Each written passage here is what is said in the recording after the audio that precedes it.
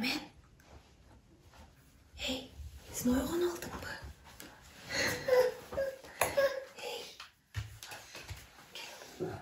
Gel.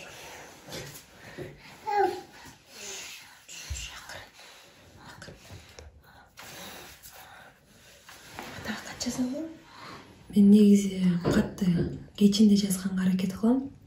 Анткени балдарды уктатып, тынчыраак оюмду топтоп жазышым керек. Мен билем Эрлан аябай катты күтөт. Ошон үчүн болушунча узун кылып жазганга аракет кылам.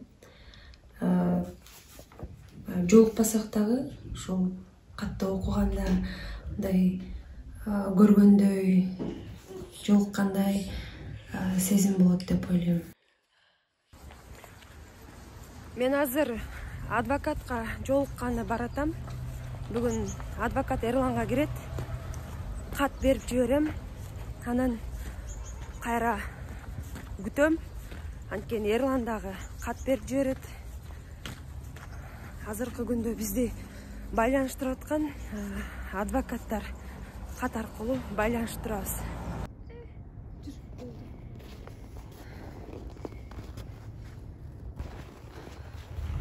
Şöyle sar. Şöyle sarmışım. Жебе. Жебе.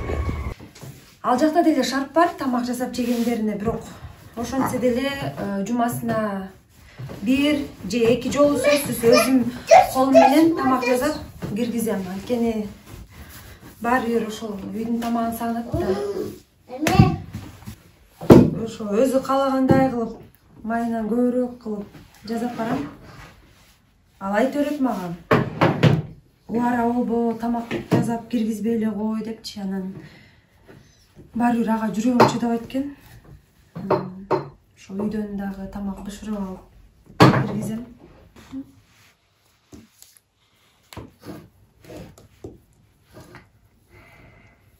Нормально? Нормально. И бияны мынтип коелу. Мынакей. Сонун калды. Молодец.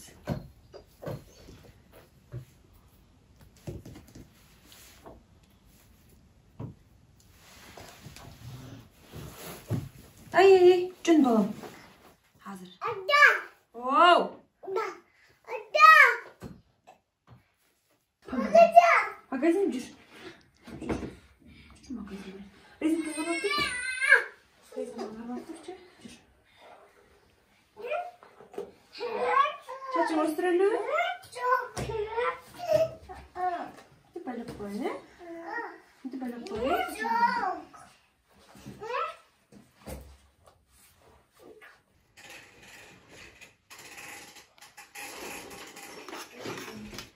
Идиштерге же пакеттерге салып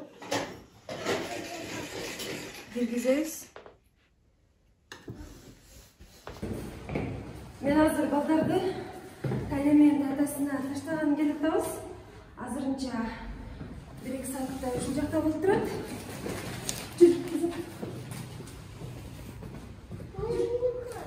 Жүр, Тайнеге барасыз.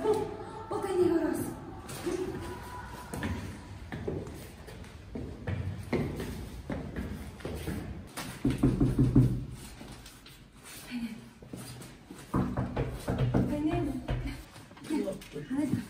Атаға барып келейін мақұл ба, сен жүжін қарап тұр мақұл ба? Ойнап тұр, Танямен болып тұр.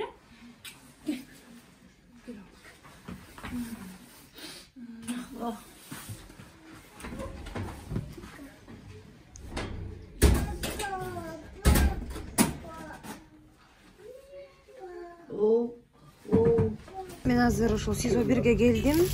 Тамак аштап ушундай баштыктарга салып киргизебиз. Бул жакта бозолор да кошуп койдум. Эрлан жакшы көрөт бозону. Анан балдардын сүрөтүн дагы салып койдум. Кичине болсо дагы сагынычы тарайбы деп көргөндө.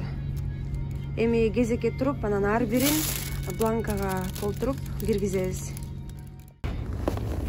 Жаным, кандайсың? Ден соолугуң жакшыбы? Балдар кандай? Жакшы жүрүшөбү? Үй жылуу элеби? Суукта кыйналган жоксуңарбы? мамам кандай, менде бардыгы жакшы, ойлонбогула. Эрлан кат жазганда ошол дароо эле бизди сурайт, балдарын сагынганын айтат, алар түшүнө киргенин дагы ошол кат менен жазып калат. Апамды сурайт, туугандарды, анан бизди ойлонбосун деп, менде бардыгы жакшы деп жооп берет. Анан 14 январь биздин үйлөнгөнүбүзгө 6 жыл болду. Ошол жыл сайын Эрлан үйгө белек көтөрүп келчү. Бул жылы абакта болсо дагы ошол кат менен кошо өзү атайын өз колу менен ушундай белек берип жиберген экен. Белегим жактыбы деп катка жазыптыр. Албетте жакты. Негизи Эрлан өзү аябай жөндөмдүү. Бир нерсени жасаса ошол жүрөгү менен жасайт да. Жана стиль боюнча. Ушундай окшош күндөр 2022 жылдын 23 октябрынан бери уланып келатат. Тактап айтканда, жолдошум Эрлан Бекчоро бийликтин саясий туткуну болгондон бери жалган жала менен абакта отурганына 100 күндөн ашты. Мен ушул күндөрү атайын интернеттен азыркы бийликтин абактагы күндөрүн көрүп чыктым. Акыйкаттыкты издеген жакындарын көрүп, адам катары жүрөгүм ооруду. А менин акыйкаттыкты издеген абалымды көрүп, бийлик ойлонор бекен?